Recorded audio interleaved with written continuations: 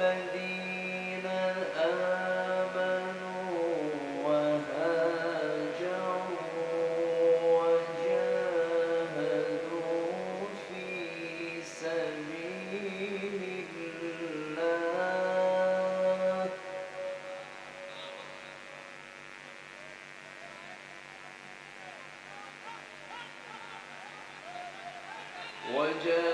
وجاهدوا في سبيل الله والذين آووا ونصروا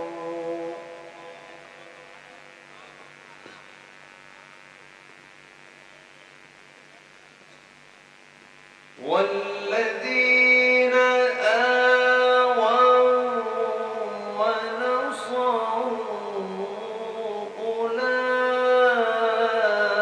أولئك هم المؤمنون حقا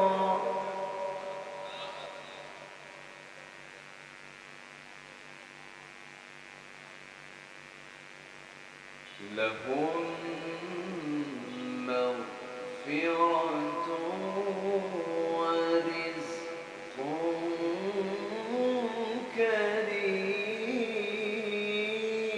كريم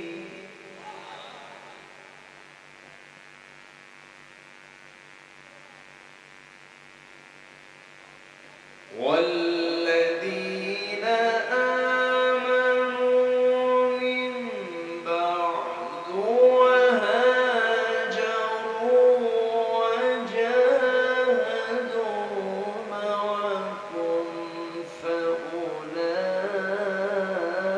فأولئك منكم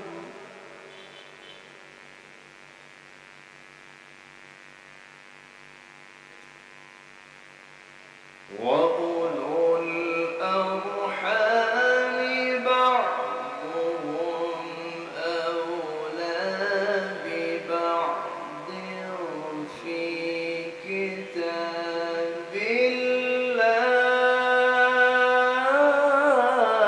الله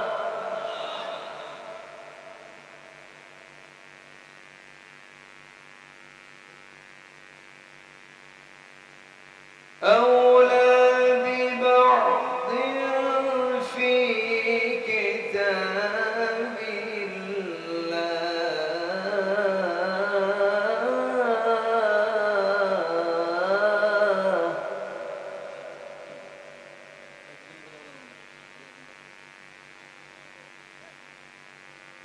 إن الله بكل شيء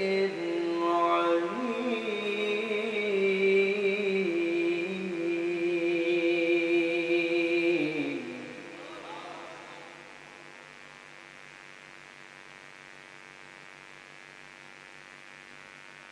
الله أكبر بسم الله الرحمن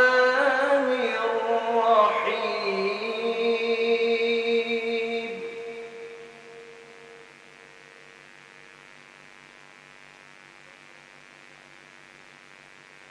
إن الله وملائكته يصلون على النبي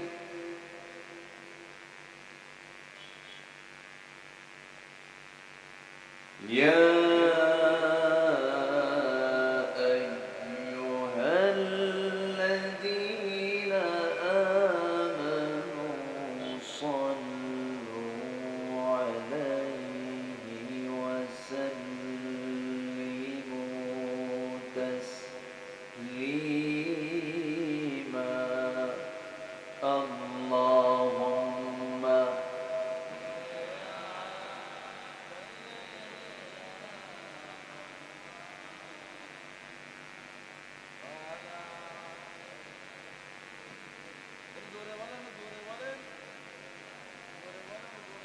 একটু মোহাম্মত দিয়ে নবীর প্রেমে মাতোয়ারা হয়ে আওয়াজ দিয়ে সবাই জোরালো কণ্ঠে সবাই বলুন আল্লাহুম্মা সাল্লি আলা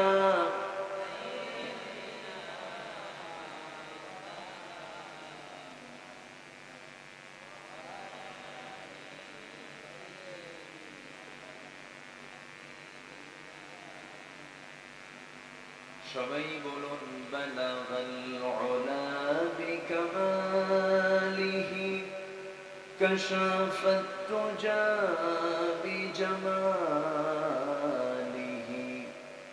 হাসনাত জামিউ খিসালিহি সাল্লু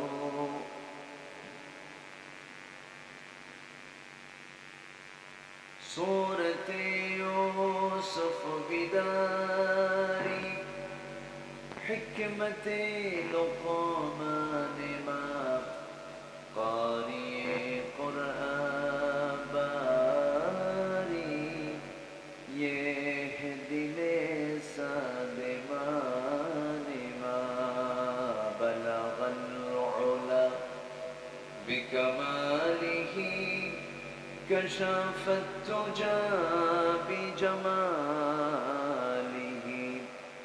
حسنت جميع خصاله سلوا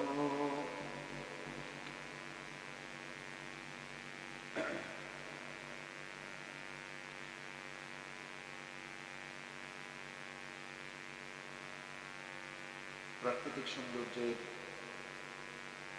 অপরূপ লীলাভূমি, সবুজ বেষ্টিত অঞ্চল, সুন্দরবন লাগোয়া সাতক্ষীরা জেলার সদর উপজেলার শিমুলবাড়িয়া হাফিজ মাদ্রাসা এতিমখানা কমপ্লেক্স মাহফিল ইন্তেজাম কমিটি কর্তৃক আয়োজিত 5 মে অনুষ্ঠিত 28তম তাফসীরুল কুরআন মাহফিল 2024। আজকের এই মহৎ আয়োজনের সম্মানিত সুযোগ্য সভাপতি, আজকের এই প্রোগ্রামের বরেণ্য সাহেবে সাদর, শিমুলবাড়ি এতিমখানা কমপ্লেক্সের সম্মানিত অনারেবল জেনারেল সেক্রেটারি সাধারণ সম্পাদক জনাব শেখ মনিরুল হোসেন মাসুম সাহেব, আজকের মাহফিলের প্রধান অতিথি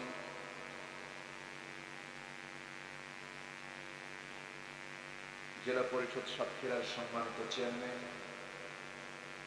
বর্ষিয়ান রাজনীতিবিদ জনাব আলহাজ নজরুল ইসলাম, আজকের এই প্রোগ্রামের বরেণ্য সম্মানিত অতিথি নবনির্বাচিত সাংসদ জনাব আশরাফুজ্জামান আশু সাহেব, কথা বলেছেন আমার স্নেহধন্য নন্দিত আলেমে দ্বীন মাওলানা রুস্তম আলী তাওহীদি, উপস্থিত হাজারাত উলামায়ে কেরাম, ফদলায়ে ইজাম, সুশীল সমাজ, জাতির শ্রেষ্ঠ সন্তান, শিক্ষক মণ্ডলী, জাতির বিবেক, সাংবাদিকবৃন্দ,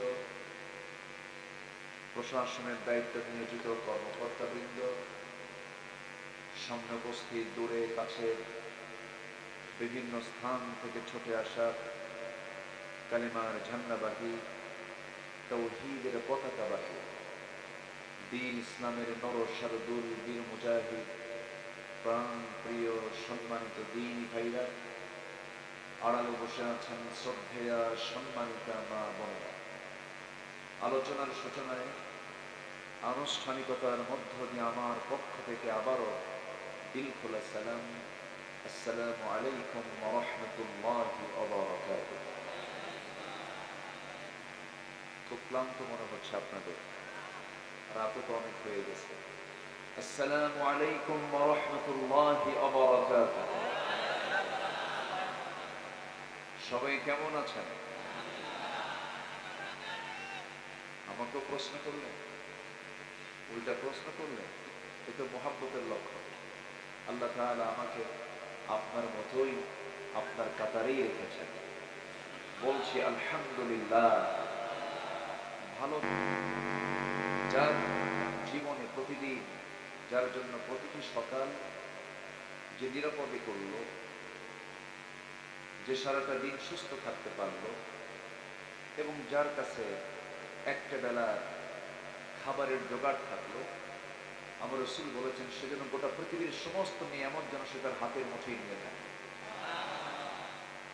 তাহলে নিরাপদে সকাল, সুস্থতায় দিন পার, আর কয়দিনের রুটি রুজি, কারণ কয়দিন এক বেলা, ধরেন একটা দিন, গোটা পৃথিবীর সমস্ত নিয়ামত যেন তার হাতের মুঠোয় চলে আসছে। তবে নিরাপদ সকাল, নিরাপদ এবং সারাদিনের সুস্থতা, এগুলো সব কি একসাথে সবার কি মেলে? মেলে না। এতগুলো মুঠ ভরে ওষুধ খেয়ে সুস্থ থাকা যায় না। আল্লাহ তাআলা আমাদের সবাইকে নিরাপদ, সুস্থতা এবং বরকতময় রিজিক দান করুন। জোরে বলি আমিন। সম্মানিত হাজিরিন, প্রচন্ড গ্রীষ্মের খরতাপ, বৈশাখের যে বৈশাখী চিত্র এখনো সাতক্ষীরাবাসী দেখেনি মনে হয় না। বৃষ্টি হচ্ছে কি? ঢাকায় এখন প্রচন্ড ঝড় হচ্ছে। আমি বাড়িতে সংবাদ নিলাম, এবং বৃষ্টি হয়েছে গত শুক্রবারে। তো দেশের বিভিন্ন জায়গায় বিচ্ছিন্ন কিছু বৃষ্টি, শিলাবৃষ্টি, ঝড় লক্ষ্য করা যাচ্ছে এখনো। সুন্দরবনের এই লাগোয়া এই অঞ্চলে এখনো বৈশাখের এই খড়তাপকে শীতল করার জন্য যে বৃষ্টির প্রয়োজন, সেই বৃষ্টি এখনো এলাকাবাসী অনুভব করেনি। আমরা আল্লাহর কাছে কামনা করি, আল্লাহ জমিনটাকে শীতল করে দাও। জোরে বলি আমিন। আরো জোরে আমিন। এই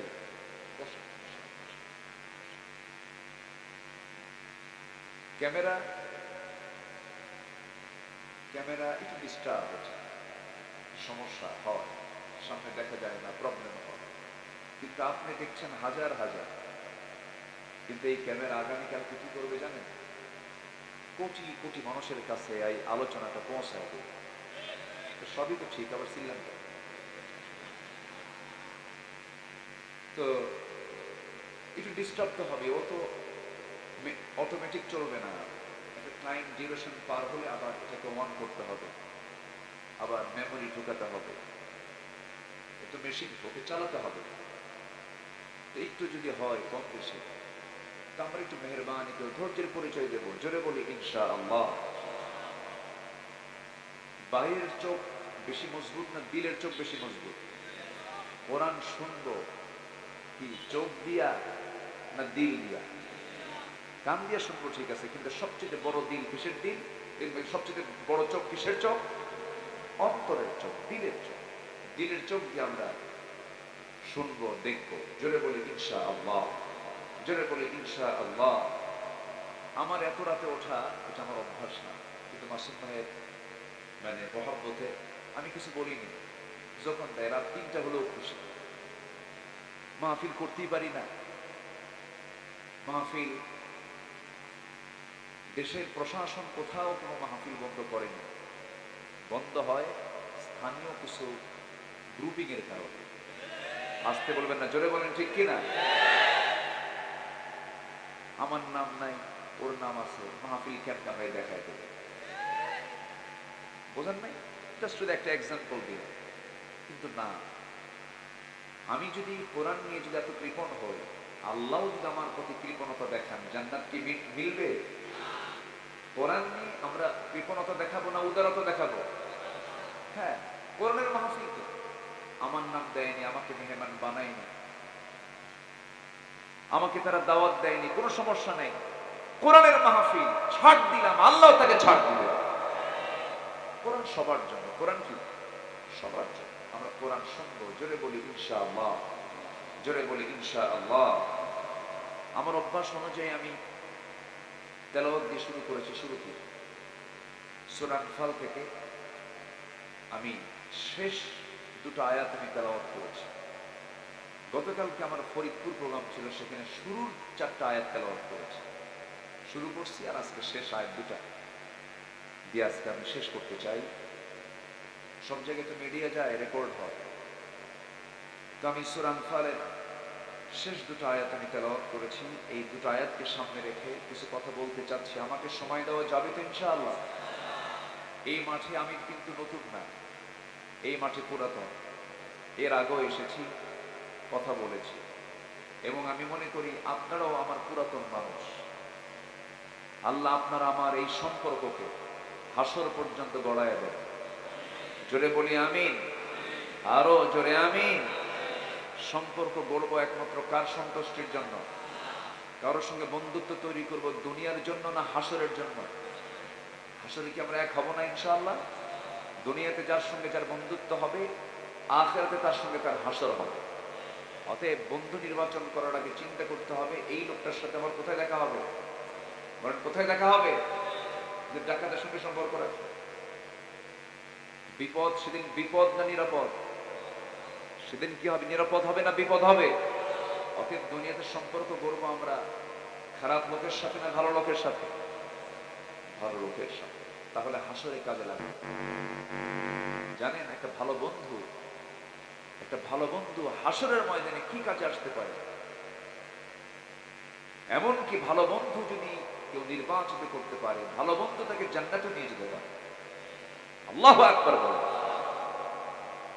সম্মানিত ভাই, আসুন আমরা সোজা আলোচনার দিকে যাচ্ছি। হাফেজ ছাত্র এবার বের হয় না? হাফেজ ছাত্র এবার বের হয় না? জি, 42 জন হাফিজ 42 জন হিফজ খানায় পড়ছে এখন, আমি সব শুনেছি। 42 জন তারা হিফজ বিভাগে তারা পড়াশোনা করছে। এই কোরআন তারা মুখস্থ করার চেষ্টায় লিপ্ত আছে। কেউ তো আলহামদুলিল্লাহ বললেন না। কোরআনটা কঠিন না সহজ? একটু ভালো করে বলবেন, কঠিন না সহজ? বলেন, একটু জোরে বলেন। বলেন সহজ, কঠিন না। কোরআন সহজ, কিন্তু কোরআন 30 পারা মুখস্থ করা কি এমনি এমনি হবে? চেষ্টা করার দরকার আছে না নাই? কিন্তু আল্লাহ রাব্বুল আলামিন বলেন, ওয়াল্লাযীনা জাহাদু ফীনা লানাহদিয়ান্নাহুম সুবুলানা। যে বান্দা আমার পথে আসতে চায়, যে বান্দা আমার পথে চেষ্টা করে, আমি তার জন্য একটা রাস্তা নয়, অসংখ্য রাস্তা আমি তার জন্য একটা একটা করে খুলে দেই। জোরে বলি সুবহানাল্লাহ। কোন বান্দা 1000 বার চেষ্টা করে কোরআন মুখস্থ করতে পারবে না যদি আল্লাহ তাকে না মুখস্থ করায় দেয়। জোরে কোন সুবহানাল্লাহ।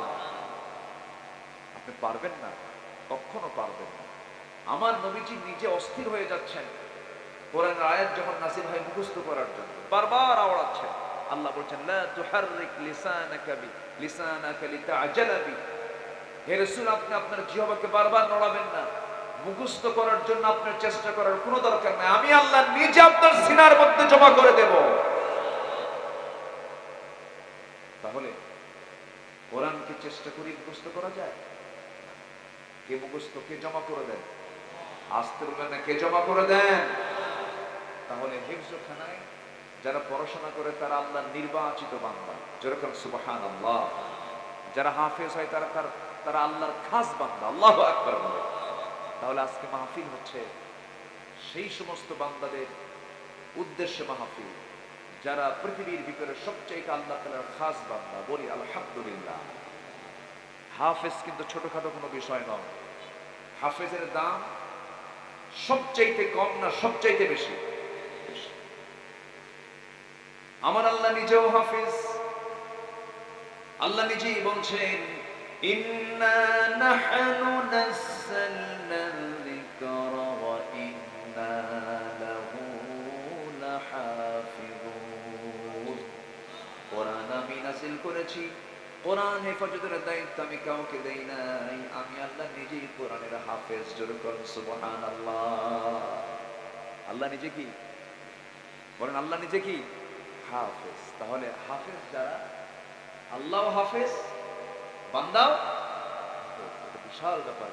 হাফেজকে এনকার করবেন না, আলেমকে ছোট চোখে দেখবেন না। দুঃখে বুকটা ফেটে যায়, একটা পক্ষ, একটা মহল আছে আলেমদেরকে গালমন্দ করে, হাফেজদেরকে গালমন্দ করে। কি এরা জানে কি, এরা বোঝে কি? 30 পারা কোরআন জানলে আর কি জানা লাগে? কি জানা লাগে? দেশের টাকা বিদেশে পাচার করার জ্ঞান অর্জন করার দরকার আমাদের নাই। আসতে বলবেন না, জোরে বলেন ঠিক কিনা? যারা চোর তারা নির্দিষ্ট কোনো দলের লোক হতে পারে না। যারা চুরি করে, যারা সন্ত্রাসী করে, যারা ডাকাতি করে, যারা মাদক সাপ্লাই দেয়, যারা ইয়াবা সাপ্লাই দেয়, তারা নির্দিষ্ট কোনো দলের নয়। এরা দেশের শত্রু, সমাজের শত্রু, মানুষের শত্রু। আসুন সবাই সবার জায়গা থেকে অন্যায়ের বিরুদ্ধে আমরা প্রতিবাদী হই। আপনার ছেলে আজকে ইয়াবা আসক্ত হচ্ছে, আপনার ছেলে আজকে মাদকাসক্ত হচ্ছে, আপনার ছেলে আজকে গেমস আসক্ত হয়ে পড়ছে, গেমসে খেলতে খেলতে এখানে জুয়ারও হয়ে যাচ্ছে। আমাদের সতর্ক হওয়ার দরকার আছে না নাই? আসতে বলবেন না, আছে না নাই? এই জন্য বান্দার সিনার মধ্যে আগে, সন্তানের সিনার মধ্যে আগে তুলে দিতে হবে কোন কিতাব? বলেন তো, বলেন কোন কিতাব? এর চাইতে বড় ওষুধ পৃথিবীতে আর নাই। জোরে কোন সুবহানাল্লাহ। আল্লাহ রাব্বুল আলামিন বলেন, وَنُنَزِّلُ مِنَ الْقُرْآنِ مَا هُوَ شِفَاءٌ وَرَحْمَةٌ। হে রাসূল, আমি আপনার জন্য যে কোরআনটা নাজিল করেছি, এই কোরআনটা বান্দার জন্য রহমত করেছি আর সমস্ত রোগের ঔষধ করে দিয়েছি। জোরে বলুন সুবহানাল্লাহ। সব রোগের ঔষধ। আমি নিজে তার একটা জ্বলন্ত সাক্ষী। আবার আমার পীর বুজুর্গ মনে করে, আমি ভাঙ্গাচোরা মানুষ। বরিশালে মাহফিল ছিল আমার গত বছর, বরিশাল গৌরনদী। তুমি সকালবেলা মাহফিল শেষ করে রাতে ওখানে অবস্থান করে সকালবেলা বের হব। একটা ইয়াং 21 থেকে 22 বছরের টকবগে যুবক, সুন্দর, একদম মানে রক্তিম চেহারা, সুন্দর চেহারার একটা ছেলে। হঠাৎ 1 মাস যাবৎ তার পা চলে না, সে পা নিয়ে উঠতে পারে না, প্রচন্ড অসুস্থ। হঠাৎ অসুস্থ হয়ে পড়ছে, কোনো ট্রিটমেন্টও কাজ হচ্ছে না, ডাক্তারও হিমশিম খেয়ে যাচ্ছে। তোরা একটা ভরসা করে আমার কাছে নিয়ে আসছে। আমি গেছি, মাহফিল ছিল। বললো, হুজুর আপনি একটু ঝাড়ফুঁক দিয়ে দেন, একটু ফু দিয়ে দেন, আল্লাহর কালাম করে একটু খাস করে দোয়া করেন, একটু নিয়ে আসছি। তো বললাম যে অর্থোপেডিক্স ডাক্তারকে দেখানো উচিত, হয়তো কোনো একটা কোথাও কোনো প্রবলেম হতে পারে, ভালো কোনো ডাক্তারকে দেখান। হুজুর দেখাচ্ছি, তো আপনি একটু দোয়া করেন। তো আমি কি বললাম? সূরাতুল ফাতিহা, সূরাতুল ইখলাস পড়লাম, ফালাক পড়লাম, নাস পড়লাম, আয়াতুল কুরসি পড়লাম। ওয়ালিল্লাহিল আসমাউল হুসনা, আল্লাহ তাআলার সবগুলো নাম একটা একটা করে বললাম। বলে একটু নিজে ফোঁ দিয়ে, নিজের গায়ে ফোঁ দিয়ে, ওই অসুস্থ রোগীর গায়েও দম দিলাম, ফোঁ দিলাম। আল্লাহর মেহেরবানি, 5 থেকে 6 মিনিট পর সে সুস্থ হয়ে হাঁটতেছে। কেউ তো আলহামদুলিল্লাহ বলে, যেরকম সুবহানাল্লাহ। আমি নিজে আশ্চর্য হয়ে গেছি। তো ভাবলাম যে এ তো সুস্থ হলো, তো এখন তো এরা আমার পাড়ায় মারবে, এই জায়গায় তো আমার থাকার কোনো কায়দা নাই, আমার তারা জোর করে পিসার বানায়। আমি তাড়াহুড়ো করে সেখান থেকে বের হয়ে চলে আসলাম। আমি যা বলেছি, যা পড়েছি তা কিন্তু আপনাদের শোনায় দিলাম। তাহলে সবার কাছে ঔষধ আছে না নাই? আসতে বলবেন না, আছে না নাই? মাসুম ভাইয়ের ঘাড়ের প্রবলেম ছিল, অপারেশন করেছেন, ঠিক হয়ে গেছে। আমি কথা বলতে বলতে বলে ফেললাম, ভাই যদি কারো জীবনে যদি 5 ওয়াক্ত নামাজ, সে যদি আমার রাসূলের মতো করে যদি 5 ওয়াক্ত নামাজ যদি সুন্দর করে আদায় করে, তার কোমর, তার হাঁটু, প্রত্যেকটা এলবো, ঘাড়, নামাজের মধ্যে প্রত্যেকটা অঙ্গের কম বেশি ব্যায়াম আছে না নাই? আসতে বলবেন না, আছে না নাই? যদি কোনো বান্দার ভিতরে যদি 5 ওয়াক্ত নামাজ যদি সঠিক মতো আদায় হয়ে থাকে, সে অন্তত হাড়ের তার ব্যথা, এই যে জয়েন্টে জয়েন্টে যে ব্যথাগুলো হয়, অন্তত সেই ব্যথা থেকে সে মুক্ত থাকবে। আল্লাহু আকবার। বান্দা যখন সেজদায় যায়, মাথার ভিতরে সূক্ষ্ম সূক্ষ্ম নার্ভগুলো সক্রিয় হয়ে যায়, ব্রেন স্ট্রোকের সম্ভাবনা খুব কম থাকে। তাহলে নামাজ দিয়েছেন আমাকে আপনাকে আল্লাহ তাআলা অসুস্থ হওয়ার জন্য না সুস্থ হওয়ার জন্য? সুস্থ হওয়ার জন্য। তাহলে কোরআন আমাকে অসুস্থ করবে না সুস্থ করবে? সুস্থ করবে। আমার বন্ধুগণ, আজকের মাহফিলের মূল যে আয়োজন সেটা হলো কোরআন কেন্দ্রিক আয়োজন। আবার আজকের মাহফিল যেটার উদ্যোগে সেটা হলো কোরআন কেন্দ্রিক আয়োজন। মাদ্রাসায় তাদের সিলেবাস হলো কোরআন। আজকে মাহফিলের মূল আলোচনার বিষয় হলো সেই কোরআন থেকে। প্রথমেই যে আমার আহ্বান থাকবে সবার কাছে, আমরা যারা আসছি, আমরা যেহেতু মুসলমান, সকল শেখার আগে আমরা শিখবো হলো আল্লাহর কালাম কোরআনে কারীম। সবাইকে রাজি আছেন নাকি? সবাইকে রাজি আছেন? সবাইকে রাজি আছেন? জোরে বলি ইনশাআল্লাহ। কোরআন কি শুধু আলেমদের জন্য না সবার জন্য? সবার।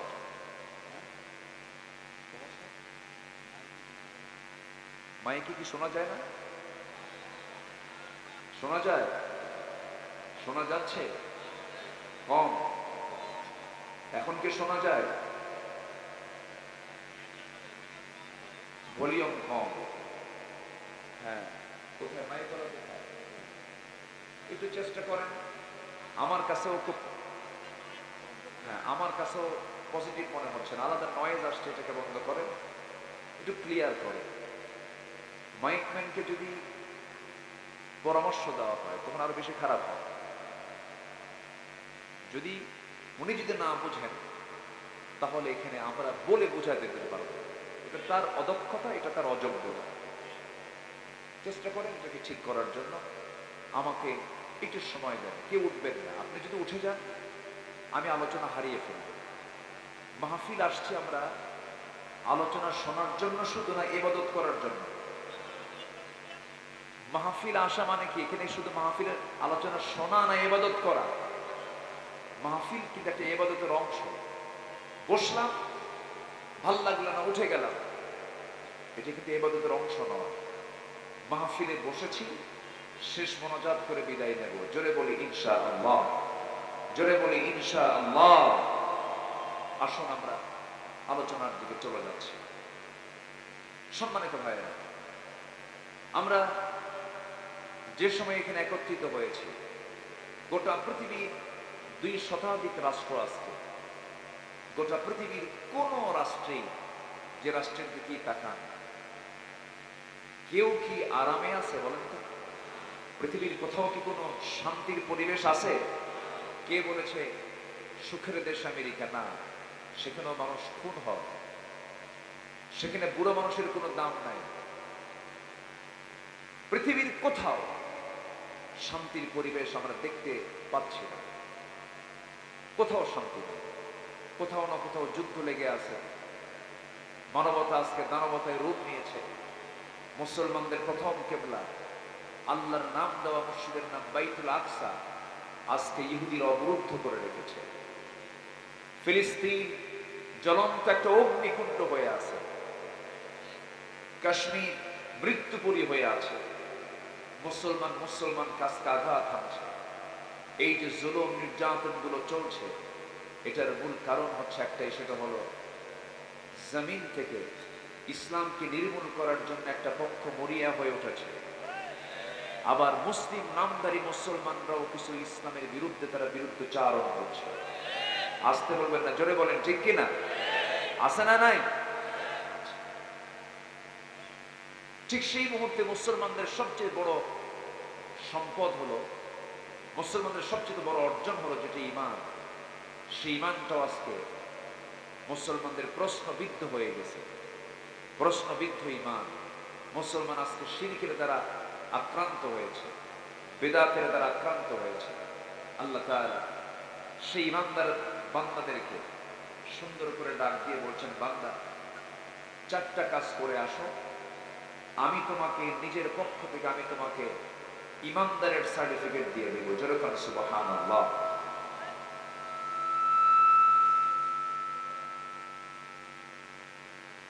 ইমানদারের সার্টিফিকেট দেব এবং তোমার জন্য আমি রাখবো হলো সাধারণ ক্ষমা এবং সম্মানজনক রিজিক তথা জান্নাত দেব। যেরকম সুবহানাল্লাহ। আল্লাহ রাব্বুল আলামিন সেই বান্দাদেরকে ডাক দিচ্ছেন, ও বান্দা, চারটা কাজ যদি করতে পারো আমি তোমাকে আমার দফতর থেকে ইমানদারের সার্টিফিকেট দিয়ে দেব, মুমিনের সার্টিফিকেট দিয়ে দেব। আল্লাহ রাব্বুল আলামিন সুন্দর করে বলেন, ওয়াল্লাযীনা আমানু ওয়া হাজারু ওয়া জাহাদু ফি সাবিলিল্লাহ ওয়াল্লাযীনা আওয়াউ ওয়া নাসারু উলাইকা হুমুল মুমিনুনা হাক্কান লাহুম মাগফিরাতুন ওয়া রিজকুন কারীম। জোরে বলুন আল্লাহু আকবার। আল্লাহ রাব্বুল আলামিন বলেন, যাদের মধ্যে আমি চারটা গুণ দেখতে পাবো, আমি আল্লাহ তাআলা নিজের দফতর থেকে তাকে মুমিনের সার্টিফিকেট দিয়ে, ঈমানের সার্টিফিকেট দিয়ে দেব। নাম্বার 1 হলো যারা ভালো করে ঈমানটা আনবে। আল্লাহ রাব্বুল আলামিন আর এই জায়গায় সুন্দর করে বলছেন, ইয়া আইয়ুহাল্লাযীনা আমানু আমিনু, ঈমানদাররা তোমরা ভালো করে ঈমান আনো।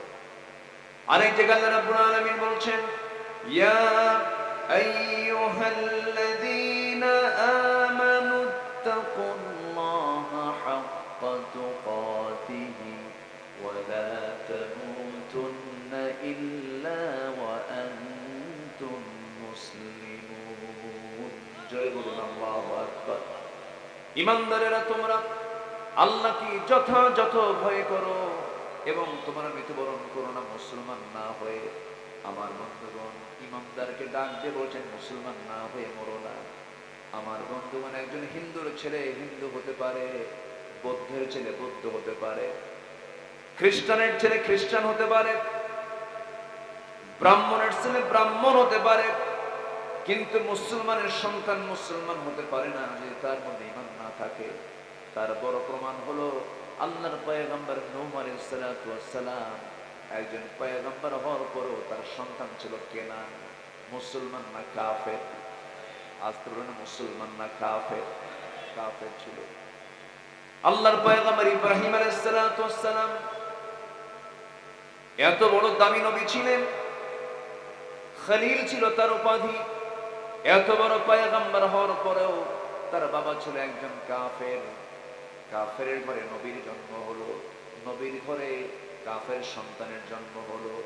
বংশগত পরিচয় দিয়ে বান্দা কখনো জান্নাত পাবে না। বান্দা জান্নাত পেতে হলে তার ঈমান জানতে হবে, ঈমানদারের পরিচয় তার ভিতরে থাকতে হবে। আল্লাহ রাব্বুল আলামিন সুন্দর করে বলছেন, ইন্না খালাকনাকুম মিন যাকারিন ওয়া উনসা ওয়া জাআলনাকুম শুউবান ওয়া ক্বাবাইলা লিতাআরাফু ইন্না আকরামাকুম ইনদাল্লাহি আতকাকুম। আমি তোমাদেরকে এক নর এবং এক নারী থেকে সৃষ্টি করেছি, বিভিন্ন ভাষা দিয়েছি, বর্ণ দিয়েছি, বিভিন্ন গোত্রে গোত্রে ভাগ করে দিয়েছি যেন তোমরা একে অপরকে চিনতে পারো। তবে তোমাদের মধ্যে সেই সমস্ত বান্দাগুলো আমার কাছে সবচাইতে বেশি দামি, যে সমস্ত বান্দাগুলো আমি আল্লাহ আমাকে সবচাইতে বেশি ভয় করে। জোরে করুন সুবহানাল্লাহ। বংশ দিয়ে কি করব? আমার নবীর বংশের নাম ছিল কুরাইশ। আবু জেহেলের বংশের নাম কি ছিল বলে? একটু কথা বলতে হবে তো। কুরাইশ। আমার নবীর বংশ ছিল কুরাইশ। আবু লাহাবের বংশ কি ছিল? কুরাইশ। তাহলে আবু লাহাব কুরাইশ, আবু জেহেল কুরাইশ, আমার নবীও কুরাইশ। বংশ দিয়ে কোনো লাভ নেই। বাবার পরিচয় দিয়ে সন্তান সেদিন নাজাত পাবে না। ঈমান ছাড়া বান্দা নাজাতের কোনো পথ পাবে না। এই জন্য আল্লাহ তাআলা বলছেন, বান্দা আগে তোমার এক নম্বর পুঁজি হলো তোমার ইমানটা থাকতে হবে। সম্মানিত ভাইয়েরা, অনেকদিন আগে আমার একটা মাহফিল ছিল, সে মাহফিলে গেলাম। তো সেখানে আরো অতিথি ছিলেন, এক মুরব্বী, উনি একজন ওই প্রোগ্রামের মেহমান। তার সঙ্গে দেখা হলো, সালাম দিলাম। তো সালামের জবাব উনি নিলেন কিনা আমার কাছে মনে হলো না। আস্তে আস্তে করে তেমন কোনো সারা শব্দ নাই। কিছু লোক আছে না, সালাম দিলে উত্তর খুঁজে পাওয়া যায় না, আসে না? তো অনেকক্ষণ পর যখন তিনি কোনো কথা বলছেন, আমি নিজেই বললাম, মুরব্বী একটু পরিচয় হতে চাই। তো আপনার পরিচয়? তো উনি একটা মেজাজের সুরি বলে ফেললেন, মানে কথা বলতে চাচ্ছেন না। আমি অমক পীরজাদা। যখন পীরজাদা বললো, আমি শুনলাম। উল্টা আমাকে প্রশ্ন করলেন, আপনার পরিচয়টা কি বলুন? তো আমি বললাম, আমি হলাম নবীজাদা। তো উনি আমার কথা শুনে একটু মাইন্ড করলেন যে আপনি এরকম করে বললেন, আপনি নবীজাদা, এটা কেমন করে? তো বললাম, আপনি যদি পীরের সন্তান, যদি পীরজাদা হন, আপনার বাবা পীর, আপনি তার ছেলে, আপনি হলেন পীরজাদা। তো আমি তো নবীজাদা। আমার বাবা আদম, উনি নবী ছিলেন, আমি তার সন্তান, তো নবীর ছেলে নবীজাদা। উনি চুপ হয়ে আছে। আমি কি ভুল কিছু বলছি? আজ থেকে আমার বাবা আদম ছিলেন, তিনি নবী ছিলেন, আমি তার সন্তান, আমি নবীজাদা। লাভ কি? কোনো লাভ নাই। নবীর সন্তান হয়েও লাভ নাই, নবীর বাবা হয়েও লাভ নাই, কুরাইশ বংশের জন্ম নিয়েও লাভ নাই। বান্দার মধ্যে সবচেয়ে বড় পুঁজি হলো ঈমানটা তার মধ্যে থাকতে হবে। গোটা দুনিয়ার সমস্ত আপনার অর্জিত সম্পদগুলো সব আপনি দান করে দিলেন, ঈমান নাই, ওই দানের কোনো সওয়াব আপনি পাবেন না। বিল গেটস গোটা দুনিয়ার শীর্ষ ধনীদের একজন, সে তার সমস্ত সম্পদের বিশাল একটা অংশ সে রেড ক্রসকে দান করেছে, বান্দার কল্যাণে দান করেছে। এত বড় তার দান, এত বড় তার স্যাক্রিফাইস হওয়ার পরও তার কোনো প্রাপ্তি আল্লাহর কাছে নাই, কারণ তার মধ্যে কি নাই? ঈমানটা নাই। এই জন্য বড় পুঁজি হলো ঈমানটা ভালো করে আনতে হবে আমাকে আপনাকে। এমন একটা জামান আসবে, রাসূল বলেছেন, ইউসবিহু মুমিনান ওয়া ইউমসি কাফিরান। এমন একটা সময় আসবে যে সময় বান্দা সকালবেলা ঈমানদার থাকবে, বিকেলবেলা কাফের হয়ে যাবে। এই জন্য এই ফিতনার যুগে আমরা অবস্থান করছি, কোনো ক্রমেই ঈমানকে নষ্ট করা যাবে না, ঈমানকে ধ্বংসের দিকে ঠেলে দেওয়া যাবে না। ঈমান ধ্বংস হওয়ার জন্য, ঈমান নষ্ট করার জন্য শয়তান আছে না নাই? বলে আসতে বলবেন না, আছে না নাই? আচ্ছা, একটু বসেন, এই একটু দূরে যান, এই সাইডে, এই সাইডে একটু, এই সাইডে। জি, আপনাদের কি খুব অসুবিধা হচ্ছে? আমি কি শেষ করে দেব? আমি কি আলোচনা চালাবো? যে দুই একজন করে যে ওঠে, কি আবার আসবে তারা? একটু বসেন, এই একটু বসেন, একটু বসেন। আমি বেশি রাত করে ফেলেছি, এটা একটা কারণ। হয়তো 10টার দিকে উঠলে আমার এই কথাগুলো বলা লাগতো না, আপনারও কষ্ট কম হতো। কিন্তু বাস্তবতা একটু আমরা সময় দিই, আর 1টা ঘন্টার সময় একজন লোক উঠবেন না। রাজি আছেন কি সবাই? কত সময় কত দিকে চলে যায়, চার আড্ডাতে চলে যাচ্ছে ঘন্টার পরে ঘন্টা।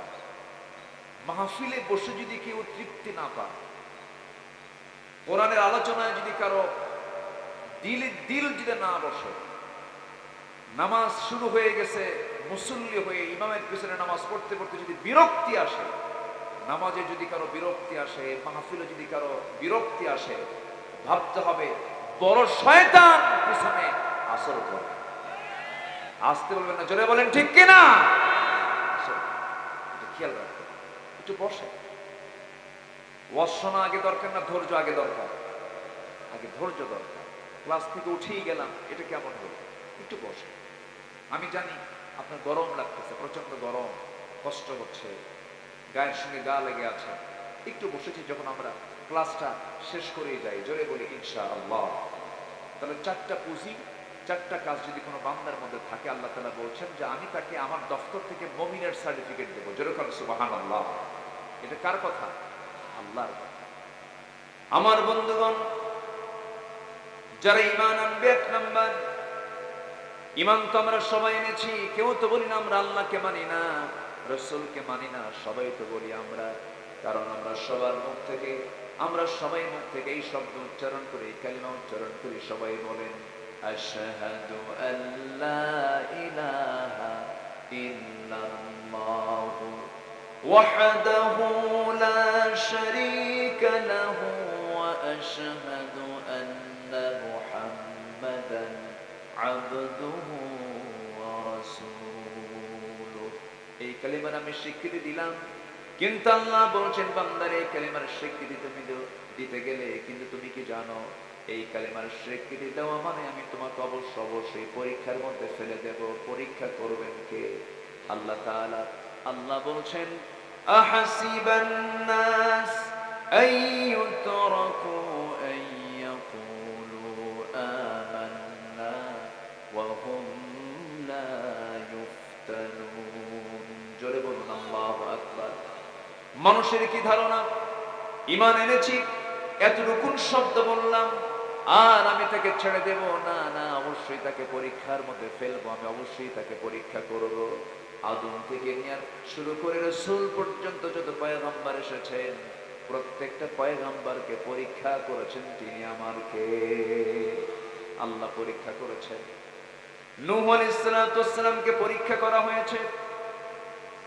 তিনি কি একটা পারিবারিক ফিতনার মধ্যে পড়ে গিয়েছিলেন?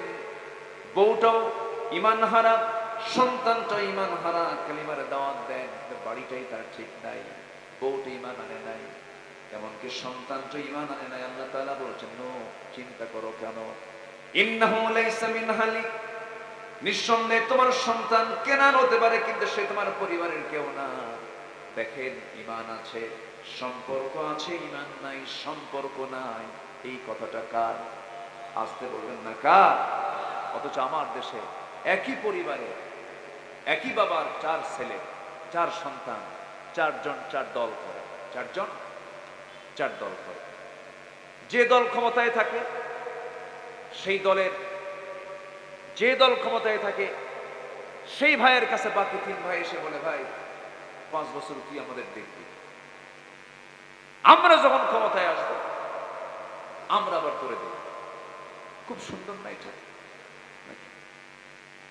এটা কি ইমানদারের লক্ষণ না মুনাফিকের লক্ষণ? ইমানদারের লক্ষণ না মুনাফিকের লক্ষণ? মুনাফিক কারা হয়? মুনাফিক কি কোনো কাফের হয়? মুনাফিক কি কোনো মুশরিক হয়?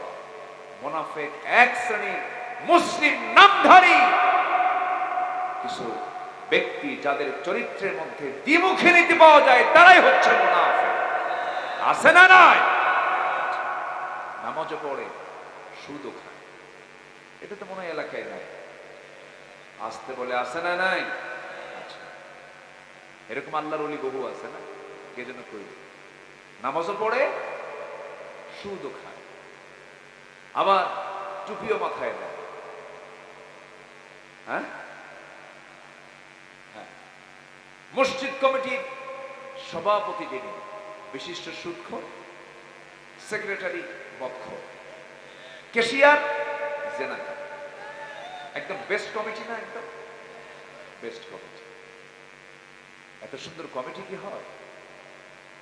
এখন জুমার দিন জুমার খুতবা দেবে খতিব, খুতবা দেবে কি ভাষাই তো না, কোন আয়াত নেবে? এখন কয়েক জুম্মা গেছে, হঠাৎ করে এক জুম্মায় এমন একটা আয়াত বলছে যে আয়াতের অর্থ হচ্ছে সুদ কেন্দ্রিক। বলতেছে লা তাকুলুর রিবা আদআফান মুদাআফা, তোমরা চক্রাকারে সুদ খাইও না। তো এই খুতবা দেওয়ার সঙ্গে সঙ্গেই খতিব সাহেবের কাম পাই নাই, নজরে গেছে হলো সভাপতির চোখে। আই কন্ট্যাক্ট যখন হয়ে গেছে, খুতবা শেষ, নামাজ শেষ, তাড়ায় আসতেছে সভাপতি ইমাম সাহেবের দিকে, কাছে এসে বলতেছে, হুজুর আপনি সুদের বিরুদ্ধে ওয়াজ করেন, সমস্যা নেই, কারণ কোরআনে তো সুদের বিরুদ্ধে ওয়াজ আসছে, কিন্তু খুতবার সময় আপনি আমার দিকে তাকায় তাকায় ওয়াজটা করলেন। কি কথা কি বুঝতেছেন আপনারা? সম্মানিত ভাইয়েরা, উচিত ছিল, ইমানদারের দায়িত্ব ছিল ওই মসজিদ কমিটির যারা সুদখোর, জেনাকার, মদখোর, ওদেরকে ঘাড় ধাক্কা দিয়ে কমিটি থেকে বের করে দেওয়া। আপনি আজকে প্রতিবাদ করবেন না, কালকে আপনার নিজের বিপদ হয়ে যাবে। আপনি রোগী হয়েছেন, চিকিৎসা করবেন না, আপনি অসুস্থ হয়ে যাবেন, আরো বেশি অসুস্থ হয়ে যাবেন। সমাজের কিছু রোগ আছে, এই রোগগুলোর বিরুদ্ধে যদি আপনি সচেতন না হন, আপনি যদি সামনে না দাঁড়ান, আপনিও সেই রোগের রোগী হয়ে যাবেন, আপনিও আক্রান্ত হবেন, আপনার ঈমান আক্রান্ত হবে, আপনি ঈমানের ক্যান্সার আক্রান্ত হয়ে আপনাকে জাহান্নামে যেতে হবে। এই জন্য ঈমানদার কাকে বলে? যে নিজে অন্যায় করবে না, কাউকে অন্যায় করতে দেবে না, নিজে অন্যায় করবে না, অন্যায় করতে দেবে না। আমার নবীজি এমন দাওয়াতের পলিসি ছিল, আমার নবীজি এমন একটা সমাজে জন্মগ্রহণ করেছেন যে সমাজের মানুষগুলো কাবার চতুর্দিকে তোয়াফ করত। এখনো হাজিরা গিয়ে কি করে? তোয়াফ করে না। ওই কাবা ঘর যেটা কালো গিলাফে মোড়ানো, এই নিজের চোখে বহুবার দেখেছি। ওই কাবার ঘরটা কালো গিলাফে মোড়ানো, কালো গিলাফে মোড়ানো কাবাটাকে সামনে রেখে হাজিরা যারা উমরা করতে যান, হজ করতে যান, তারা সাতবার তোয়াফ করে। জাহেলি যুগেও, নবীর যুগেও ওই সমস্ত জাহেলি যুগের সেই আরবের পত্তলিকরা তারাও তোয়াফ করতো, কিন্তু তোয়াফটা করতো তারা উলঙ্গ হয়ে। নাউজুবিল্লাহ। গুনাহ করতে করতে, পাপ করতে করতে এমন দূর পর্যন্ত গিয়েছিল, ইতিহাসে পাওয়া যায়। আমার নবীজির জীবদ্দশায় রাসূল যখন নতুন নবুয়ত পেলেন, সেই সময় দেখা গেছে রাসূল নিজের চোখে দেখেছেন কাবা শরীফের ভিতরে তারা 360টা মূর্তি পর্যন্ত তুলেছিল। নাউজুবিল্লাহ। আমার নবীজি যখন ছোট মানুষ, সিরাত ইবনে হিশাম এসেছে, আমার নবীজি 5 থেকে 6 বছর বয়স। আবু তালিব তাকে আস্তে করে ডাক দিয়ে বলছে, মুহাম্মদ, আমাদের তোয়াফ করার সিস্টেম হলো উলঙ্গ করে তোয়াফ করতে হয়, লুঙ্গিটা খুলে ফেলো।